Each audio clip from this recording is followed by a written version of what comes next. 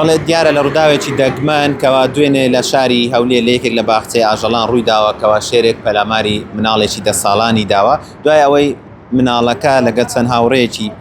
سەردانی و باخچە ئاژەڵانە دەکەن، دوای ئەوەی کەوا ئەچن نزیک شێرەکە ئەکەون و دیارە شێرەکە لە قەفەسێک کراوە، بەڵام مناڵەکە ویستویەتی وەکو زۆرێک لە یاری گاڵتە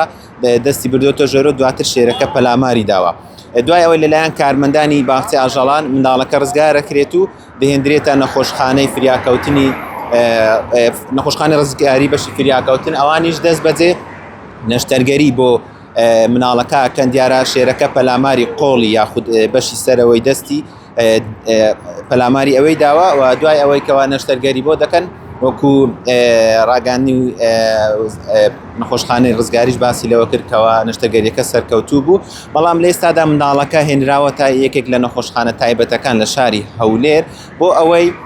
بە تەواوەتی لە ڕووی تەندروستیەوە تەواو جێگیر بێت و